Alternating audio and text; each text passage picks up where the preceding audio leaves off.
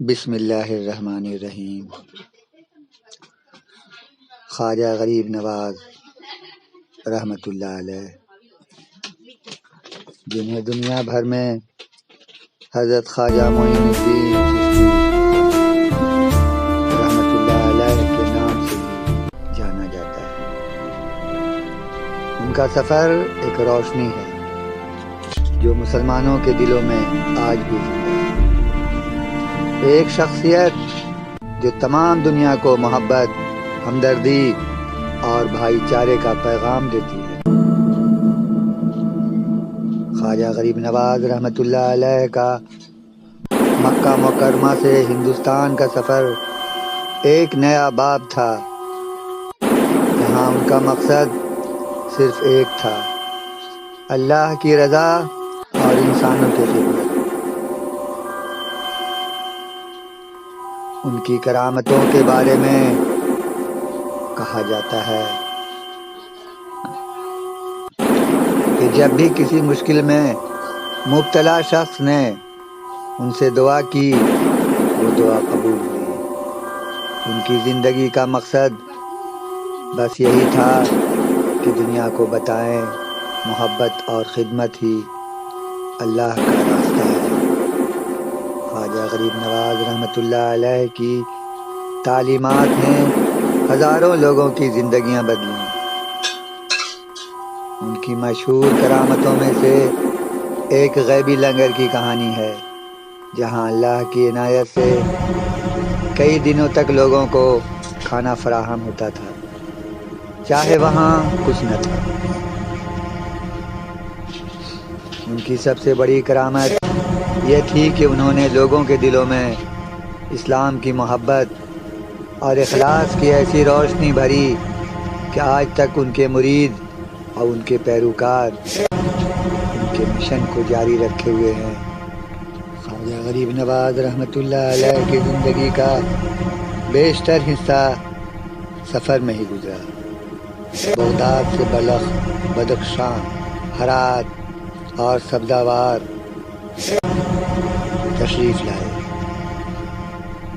بلخ میں آپ حضرت احمد خضریہ رحمۃ اللہ علیہ کی خانقاہ میں قیام کیا۔ آپ کی یہ عادت تھی کہ سفر کے دوران آپ نمکدان، طباق اور تیر کمان ساتھ رکھتے تھے۔ جب آپ کو زیادہ بھوک پریشان کرتی تو کسی پنچھی کا شکار کر کے اپنی بھوک مٹا لیا کرتے تھے۔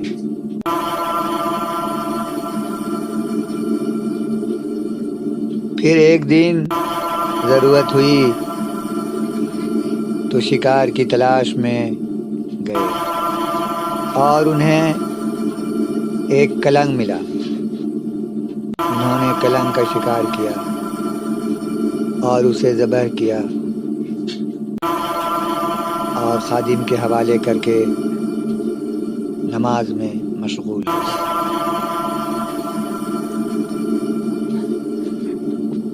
منقول ہے کہ جس جگہ حضرت غریب نواز رحمۃ اللہ علیہ قیام پذیر تھے اور نماز میں مشغول تھے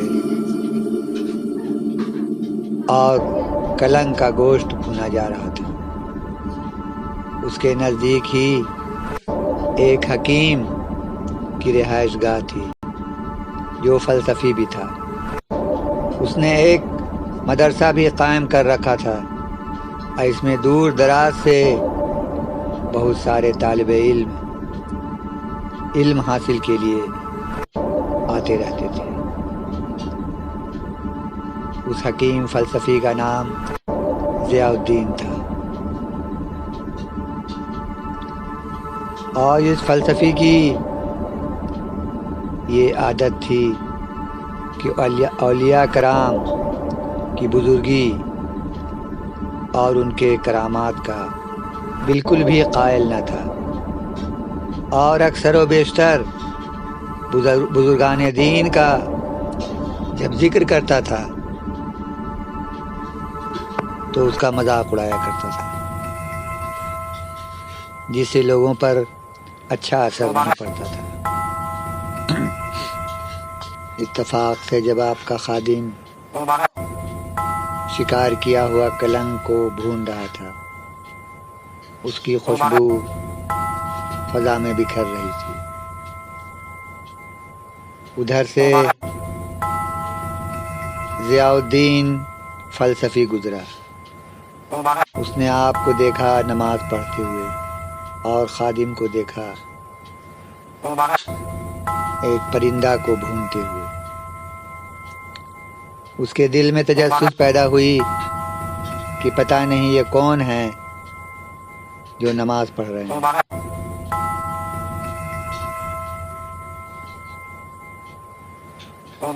جب خواجہ غریب نواز رحمۃ اللہ علیہ نماز سے فارغ ہوئے تو ضیاء الدین فلسفی پر ایک نگاہ ڈالی۔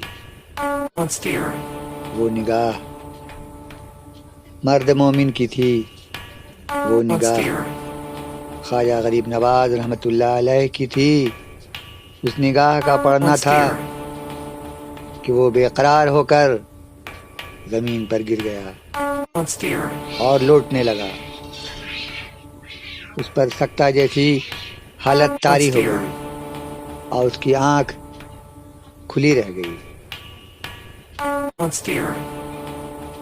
آنکھ کھلی ہوئی تھی اس کی، مگر وہ ہوش حواس میں نہیں تھا۔ جب خواجہ غریب نواز رحمۃ اللہ علیہ نے اس کی یہ حالت دیکھی تو اس کے سینے پر اپنا دست مبارک رکھا اور نہایت محبت سے اپنے ہاتھوں کو پھیرا تو وہ ہوش میں آ گیا۔ ہوش میں آتے ہی وہ ضیاء الدین حکیم فلسفی نے اپنا سر خواجہ غریب نواز رحمۃ اللہ علیہ کے قدموں میں رکھ دیا۔ خواجہ غریب نواز رحمۃ اللہ علیہ نے اس کی خیریت پوچھی، اس کا حال چال پوچھا۔ اسی بیچ خادم شکار کیے ہوئے پرندے کو بھون کر آپ کی خدمت میں لے آیا۔ آپ نے بسم اللہ کہتے ہوئے اس کی ایک ٹانگ ضیاء الدین حکیم کو عنایت فرمائی اور دوسرے ران کا گوشت اتار کر خود تناول فرمانا شروع کیا، اور باقی بچا ہوا گوشت انہوں نے اپنے خادم کے حوالے کر دیا۔ ضیاء الدین حکیم کے حلق سے گوشت کا پہلا لقمہ اترنا تھا کہ معرفت اور حقیقت کا آئینہ اسے نظر آنے لگا۔ فلسفہ اور عقل کی وجہ سے جو خیالات اس کے دماغ میں بھرے ہوئے تھے وہ سارے کے سارے لغو خیالات نکل گئے، اور اپنے گزشتہ خیالات پر بہت ہی شرمندہ ہوا اور توبہ کی اور معافی مانگی۔ اس کے بعد وہ اپنے تمام طالب علموں کے ساتھ حضرت خواجہ غریب نواز رحمۃ اللہ علیہ کے حلقہ ارادت میں شامل ہو گئے۔ جب شہر والوں کو یہ خبر ملی تو لوگ جماعت در جماعت حضرت خواجہ غریب نواز رحمۃ اللہ علیہ کی خدمت اقدس میں پہنچنے لگے۔ ضیاء الدین فلسفی کی تو حالت بدل چکی تھی، اب وہ اپنا بیشتر وقت عبادت و ریاضت میں گزارتا تھا۔ حضرت خواجہ غریب نواز رحمۃ اللہ علیہ نے اسے اسرار رموز ظاہر و باطن کی تعلیم عطا فرمائی اور درویشی کا خرقہ بھی اسے عطا کیا اور اسے اپنا جانشین بنا کر خلق خدمت پر مامور کر دیا۔ اب ایک واقعہ اجمیر کا سنتے ہیں۔ روایت میں ہے کہ خواجہ غریب نواز رحمۃ اللہ علیہ انا ساگر کے قریب ایک سایہ دار درخت کے نیچے قیام فرماتے تھے۔ وہاں راجا کا ایک خادم جو گوالا تھا، راجا کی جانوروں کو چرایا کرتا تھا۔ جانوروں میں کچھ گائیں تھیں۔ خواجہ غریب نواز رحمۃ اللہ علیہ نے اس گوالے سے کہا، ہمیں دودھ پلاؤ۔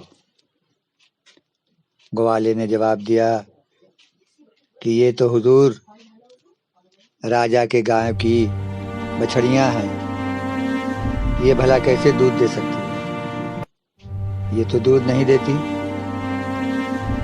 خواجہ غریب نواز رحمۃ اللہ علیہ نے ایک باچھی کی طرف اشارہ کرتے ہوئے کہا کہ جاؤ اس کا دودھ دو۔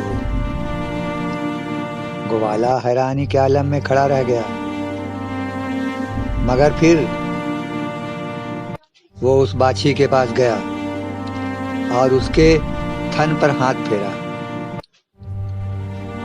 اور پھر اس کی حیرت کا انتہا نہ رہی جب اس کا تھن دودھ سے بھر گیا۔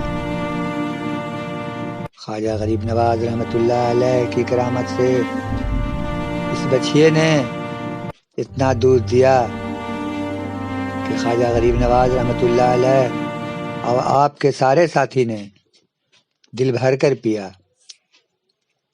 آپ کی یہ کرامت دیکھ کر وہ گوالا جو ہندو تھا، آپ کے دست حق پرست پر اسلام قبول کیا۔ تو خواجہ غریب نواز رحمۃ اللہ علیہ کے ایمان افروز واقعات بہت سارے ہیں۔ پھر ملیں گے نئے واقعات کے ساتھ، تب تک کے لیے اللہ حافظ۔